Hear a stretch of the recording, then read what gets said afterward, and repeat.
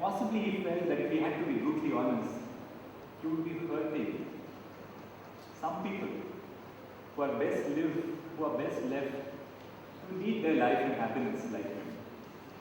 Was that good? Was that not good? It's for posterity. But that was all about him.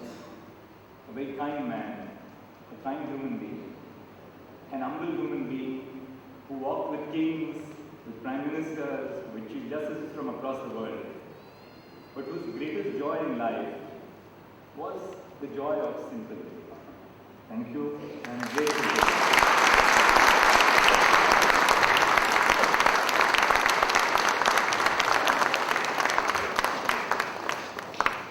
Thank you, sir. I now know it why he was called the man with iron hands. Like father, like son, he has given us the insight into the persona of Justice Y.V. Chandrachud.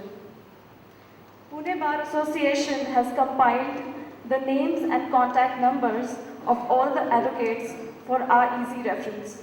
And for the same, may I now request Justice Dilip Kulkarnik to release the directory.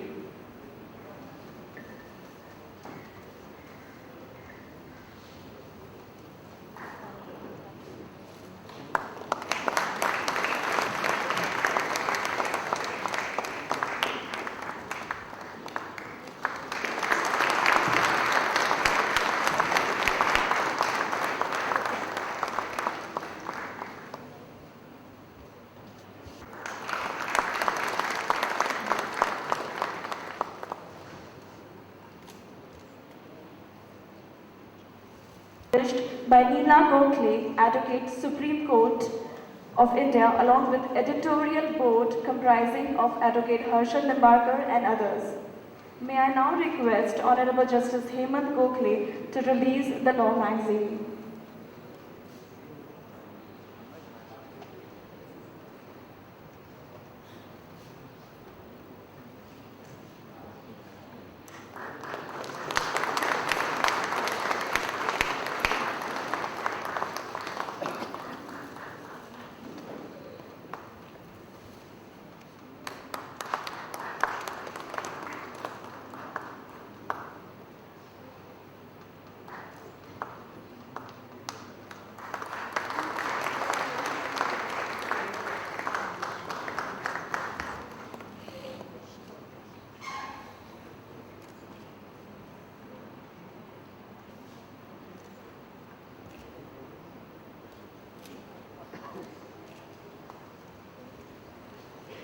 Shaha to deliver his address.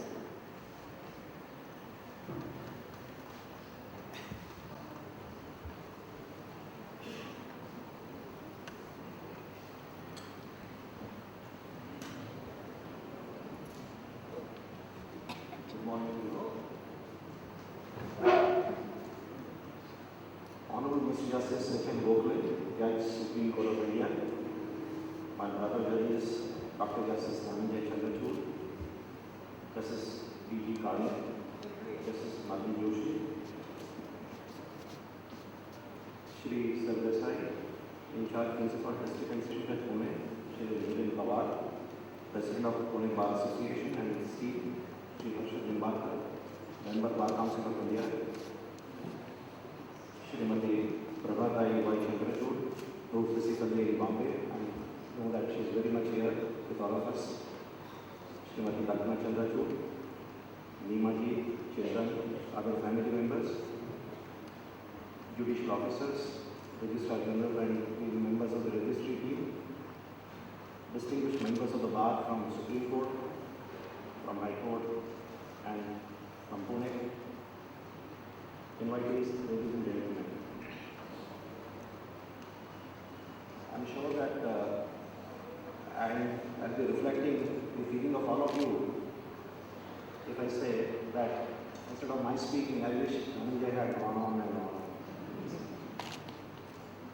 It's a rare honor and privilege for me, and for that matter, for any judge to be invited for this unique privilege of unveiling the portrait of the most illustrious son of this soil, a legendary figure of India's legal history and judicial fraternity, Honorable Late Shri Y.V. Chandrachud. who created a record of adorning the exalted office of Chief Justice of India for the longest tenure of 7 years.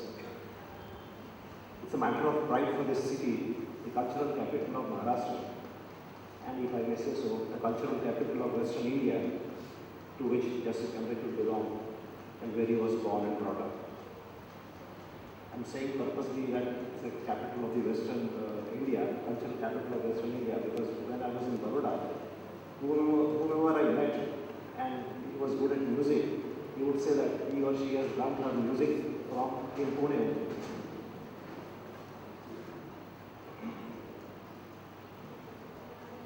Initially, I thought that when the portrait of Justice Chandrachud is to be unveiled, because he was the Chief Justice of India for 7 years, that all of you want to honor him, and in his memory, the portrait is to be unveiled. But the day Dhananjay requested me that I should be joining in this honor, and I read about his life, I was really impressed that here is a man, not for only his judicial qualities, but as a great human being, we should respect him. It was in the school that in Nutan Marathi Vidyalaya that he imbibed, now for English literature.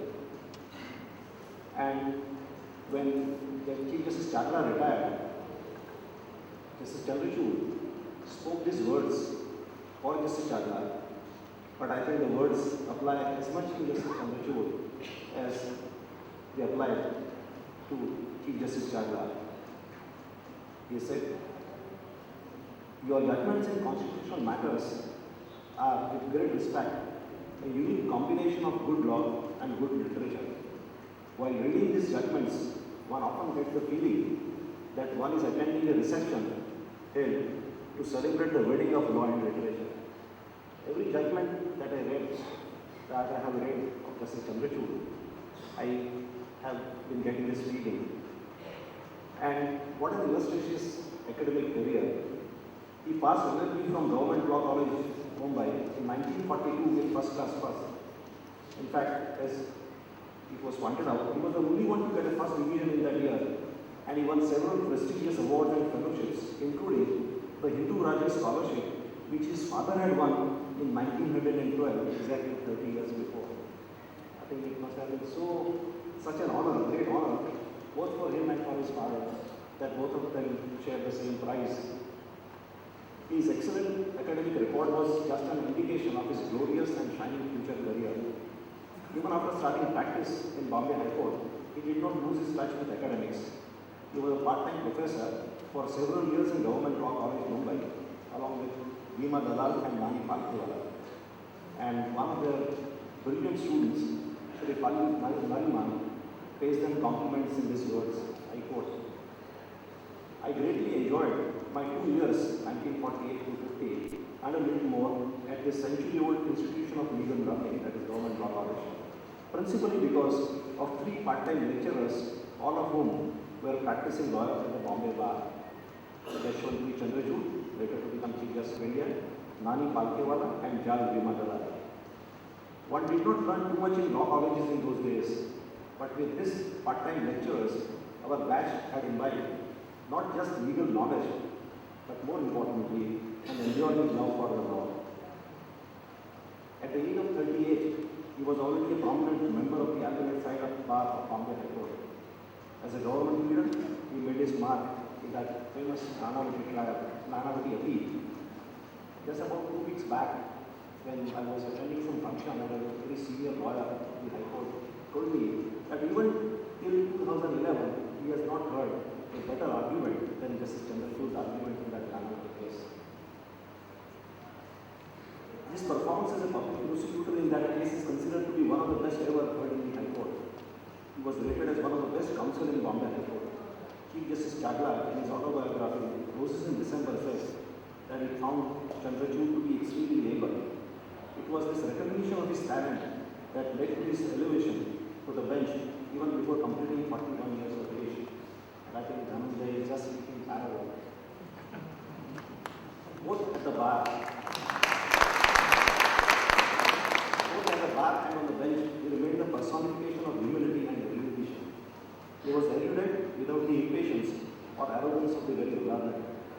his acumen and manners in court, his treatment of lawyers and litigants alike, old as well as young, senior as well as junior, was simply exemplary. In his court, the juniors felt at ease and comfort. Now let me share with you this humility. Why is it that when a great man is humble, everyone praises him? Because we associate high office and arrogance so much that a person holding high office and being humble is considered or found to be an exception. When I was in college, sometime in 1974, and that time I came across this words of Adv Milind. And let me give you a little background why these words have always impressed me and have left an indelible mark in my heart and mind. We all know Vijay Amrita. He was a great tennis player, and I was very fond of him. But one quality of his was that when his opponent would hit a good shot, he would clap. And not just clap, he would clap so profusely that all the audience would notice that how come here is your opponent hitting such shots and you are clapping. Vijay Amrita reached up to semi-finals in Wimbledon in the year 1974. And everybody said that he would have won the match, he would have won the trophy only if he had the killer instinct. So I knew that I also didn't have the killer instinct. So I said I will also reach up to semi-finals. Then I attended one lecture in the Aurobindo Ashram in Baroda. Mrs. Gokhale probably knows where the Aurobindo Ashram is there in Kandia Bazaar.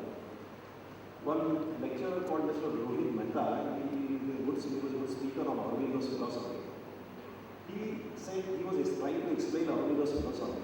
And he said that very often people think that ego is a very bad thing. We say that ego is so he said ego is not bad. In fact, you need ego to progress in life. Provided you use ego right way. He said if you need a ladder in life to progress, if you are getting 50% marks in your examination, to get 60% you must feel within your heart that I want to get 60%. If you are getting 60, if you want to go to 70% marks, you must feel within your heart that you want 70% marks. So he said you need ego, provided ego is like a ladder. So for going from the ground floor to the first floor, you need a ladder. From first floor to second floor, you need a ladder.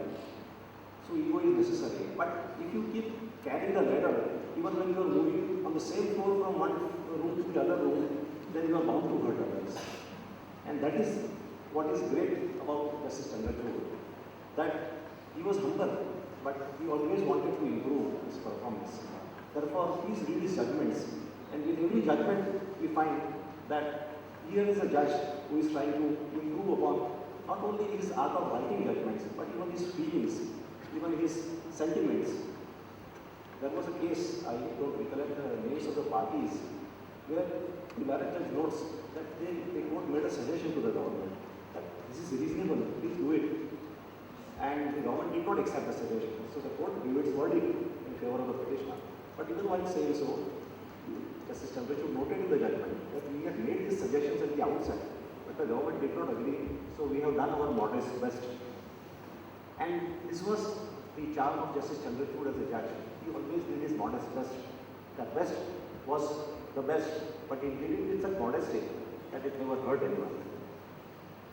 It was therefore no surprise that Justice Chandrachud was appointed as a judge of the Supreme Court at the age of 52 years and in course of time became India's longest serving Chief Justice till he left the robe in 1978. Law journals are testimony to the several judgments penned by him. Immediately on his elevation to the Supreme Court, he was a member of the 13-judge Constitution bench that rendered the most path-breaking judgment in Keshavanand Bharati case. And let me quote his words from his judgment, because I had not, frankly speaking, read the entire judgment running into 800 pages, all the judgments rendered in Keshavanand Bharati case. But I read a book by Professor Upendra Bakshi, and Professor Upendra Bakshi says in that book that he has read Keshavanand Bharati judgment of all the judges 17 times. When he wrote that book in 1987 or 88, by that time he had read Keshavanand Bharati judgment 17 times. And which were the words which he liked most in the judgment. So I read that judgment of Justice Chandrachud again, these are the words which have become folklore in the history of constitutional law. As you all know, the Supreme Court propounded the theory of basic structure and also said that we must harmoniously read fundamental rights and the directive principles of state policy. These are the words of Justice Chandrachud. Our Constitution aims at bringing about a synthesis between fundamental rights and the directive principles of state policy by giving to the former a pride of place and to the latter a place of permanence. Together, not individually, they form the core of the Constitution. Together, not individually, they constitute its true conscience. Fundamental rights which are conferred and guaranteed by Part 3 of the Constitution undoubtedly constitute the ark of the Constitution, and without them, a man's reach will not exceed his grasp. But it cannot be overstressed that the directive principles of state policy are fundamental in the governance of the country. What is fundamental in the governance of the country can surely not be less significant than what is fundamental in the life of the individual. It is this philosophy which fructified into reading the directive principles of state policy into Article 19 and 21 of the Constitution, paving the way for judicial activism in later years.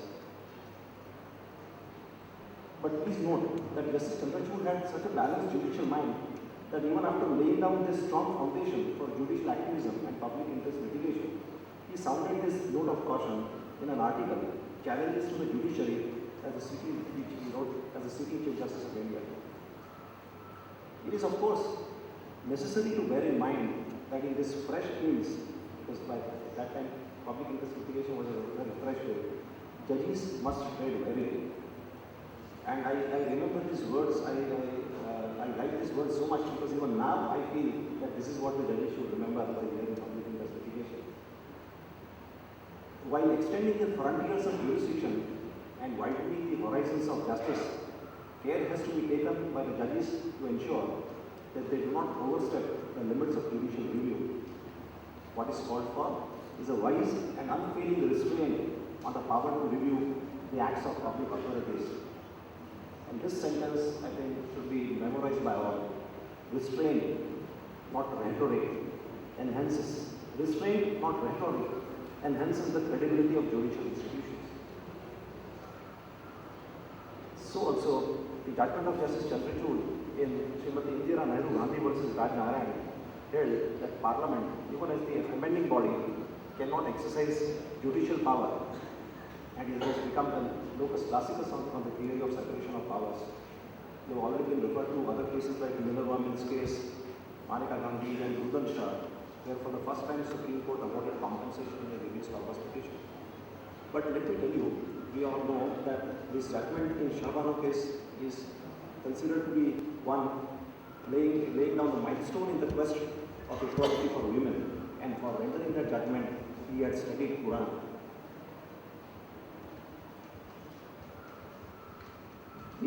Such notable judgments delivered by him are too numerous even to be mentioned, but it has always been a pleasure and a great learning experience for me to read judgments of Justice Chandrachud for his grasp of the first principles of the rich Anglo-Saxon jurisprudence, but adapted to the Indian conditions.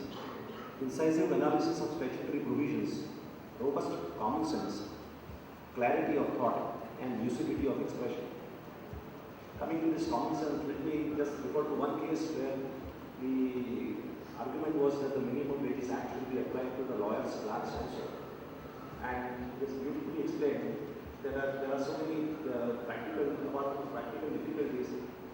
Lawyers' clerks also get the remuneration in other ways, and getting certified copies for the client. His learning was not only lightened by liability, but his legal acumen did not prevent him from rounding off the rough corners of law with compassion, which is evident from the observations made by him in the Olga Temple case. Justice Chandrachud always said, law will be respected for its healing and protecting power, and that justice would be an unloving figure if kindness and mercy did not go hand in hand with her. Coming to trial courts, Justice Chandrachud always believed that we should give more attention to the reforms in the trial courts. This is what he said in an article. We must prepare ourselves physically to learn and understand the simple truth that reforms have to begin at the right end, the lower end. It is a facile belief expressed in a cavalier fashion that lower courts have minor problems and that lower standards are therefore good enough for them. When we say this, we forget the simple home truth that early years are the most important in the life of a man. Similarly, early years in the life of a litigant is the formative period of the litigation. Adequate attention must therefore be paid to improve the surroundings of justice in places where ordinary litigation takes its birth, that is in the trial courts. Another important advice that he has given us is for change. We are victims of traditional constraints and training.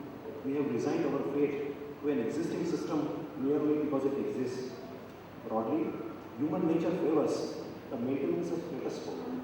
It is high time that our men of law, whether they be at the bar or on the bench, realize that they cannot any longer afford to tax the patience of the citizenry, which is disillusioned with the inadequacies of our justice system. So what did he advocate? He advocated reforms. But he said, again, no dogmas, no isms. He said, in law as in life, the least unsatisfactory method of reform is the method of trial and error.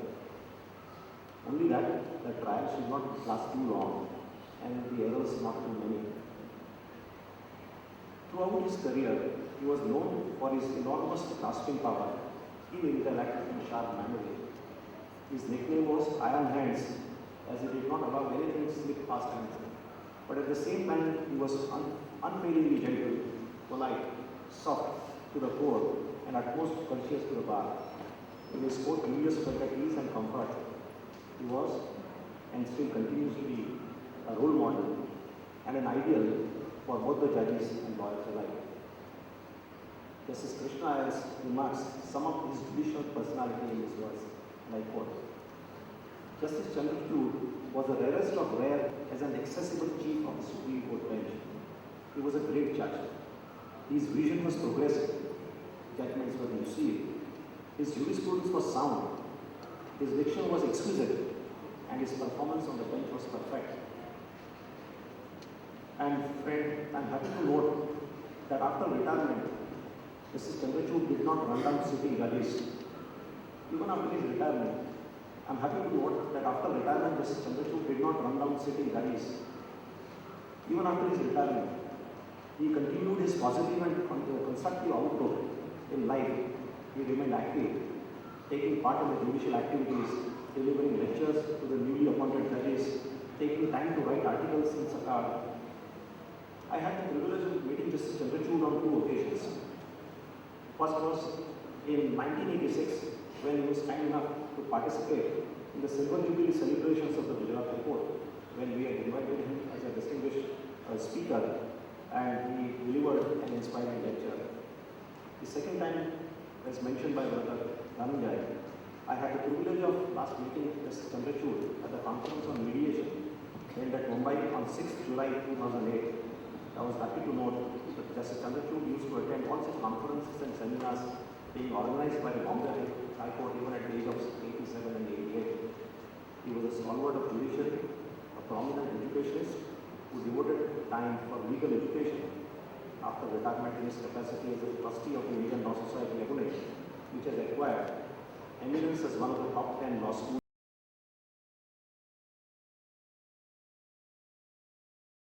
in India. As we all know, we were told that he had such versatile interest. He was fond of watching cricket, playing golf, photography, and of course enjoying music. What a versatile man. In fact, when I read this, that he used to go to, even as a judge of the Supreme Court and as Chief Justice of India, in the morning he would go out on his bicycle for daily exercise and unescorted. I felt so happy and in fact envious of him. So also when I read that as a judge of the the Supreme Court and even as Chief Justice of India, I used to drive this car. So I think the judges these days need to take a leaf from him and not to be too serious about life. His was a full and rich life of extraordinary accomplishments in the great cause of justice and human values. It is quite difficult to encapsulate in few words the innumerable aspects of his multi-splendid personality and the long line of his achievements, which shall always remain fresh in memory till infinity. If death is inevitable, it is also ordained that some people like him do tower over time. They are larger than life, and their imprints and footprints will always remain indelible. There is no death for such men who remain in history forever. It is our good fortune that his legacy is carried forward by his equally illustrious son, Dr. Justice Adv Milind and grandson Adv Milind, who are creating a niche for themselves and establishing identity on their own in the very name Chandrachud. Neemaji, daughter of Justice Chandrachud, has also carried the flag of legal learning to the shores far away. She is settled in Indianapolis in USA and is practicing law there.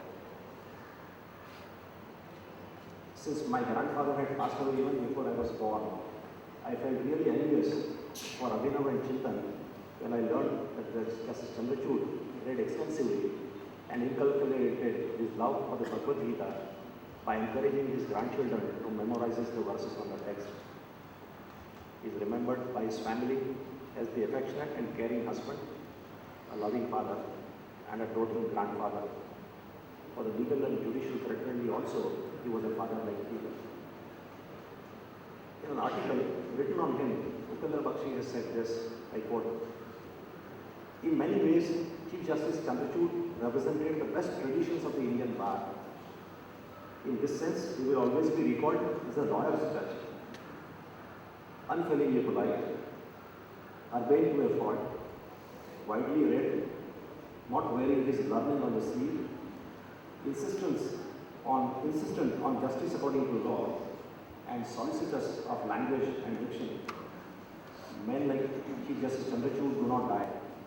His life as a lawyer, as a judge, and a wonderful human being will shine as a president forever.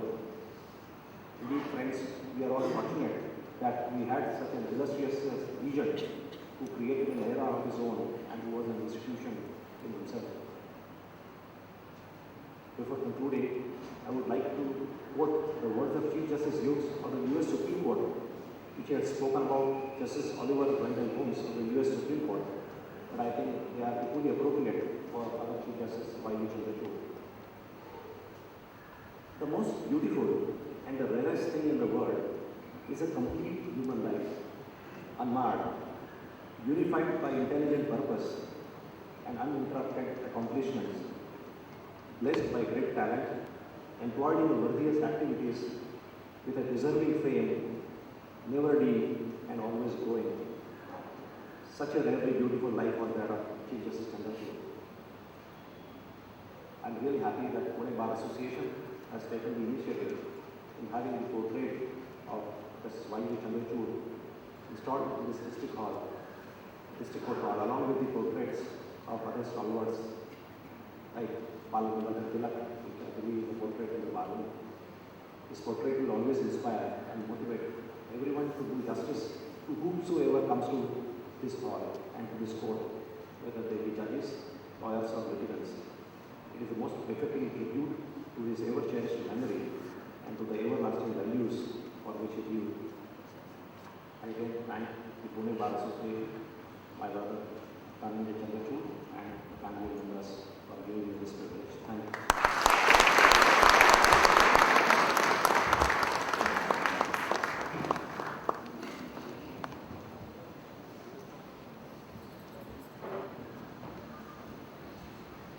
I would like to take this opportunity to invite Honorable Justice Hemant Gokhale, Judge, Supreme Court of India, to address the gathering and also deliver the inaugural lecture of Chief Justice Y.V. Chandrachud Lecture Series.